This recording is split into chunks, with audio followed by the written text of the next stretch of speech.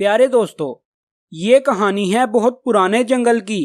यहाँ पर एक टूनी चिड़िया रहती थी जो केले बेचा करती थी और उसके साथ ही कालू कौवा और टुनटुन कबूतर दोनों मिलकर केले बेचा करते थे। टूनी चिड़िया के पास केलों का बाग था और वो अपने बाग से केले तोड़कर बेचा करती थी। कालू कौवा और टुनटुन कबूतर दूसरी मार्केट से कच्चे केले लाते थे और उनको जहरीला केमिकल लगाकर पकाकर बेचा करते थे। एक दिन हुआ कुछ यूं के तमाम पक्षी टूनी चिड़िया से ही केले खरीदने लगे और कालू कौवे और टुनटुन कबूतर से कोई भी केला ना खरीदता।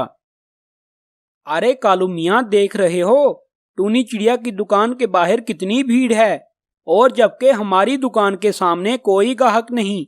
अगर ऐसे ही चलता रहा तो हमारी दुकान तो बंद हो जाएगी। अरे मेरे प्यारे दोस्त, तू फिक्र ना कर, मेरे पास इस टूनी चिड़िया का इलाज है। मैं इसकी दुकान बंद करवा दूंगा। अरे भाई, ये काम तुम किस तरह करोगे?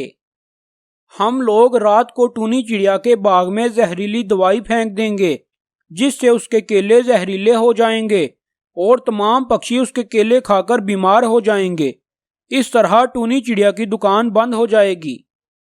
जब रात हुई तो टुनटुन कबूतर और कालू कौवा टूनी चिड़िया के बाग में जहर मिलाने पहुंच गए और उन्होंने बहुत सारा जहर उसके बाग में छिड़क दिया।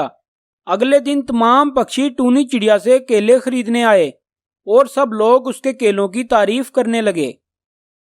अरे कबूतर भाई, देखो ये पक्षी टूनी चिड़िया के केलों की कितनी तारीफ कर रहे हैं और कल सुबह देखना ये किस तरह आकर टूनी चिड़िया से लड़ाई करेंगे, क्योंकि आज केले खाने के बाद ये सब लोग बीमार हो जाएंगे।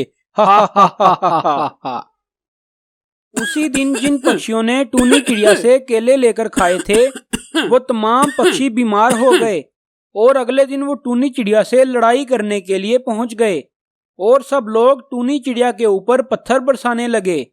तभी वहां पर एक उल्लू आ गया। अरे भाई लोग, रुक जाओ, कल रात मैंने टुनटुन कबूतर और कालू कौवे को टूनी चिड़िया के बाग में जहरीली दवाई मिलाते देखा था, इसलिए हम सब लोग केले खाकर बीमार हो गए हैं। इसमें टूनी चिड़िया का कोई कसूर नहीं, ये सारा कसूर तो कालू कौवे और टुनटुन कबूतर का है। ये सुनने के बाद तमाम पक्षी बहुत ज्यादा गुस्से में आ गए और वो सब लोग लाठियां लेकर कालू कौवे और टुनटुन कबूतर की खूब पिटाई करने लगे।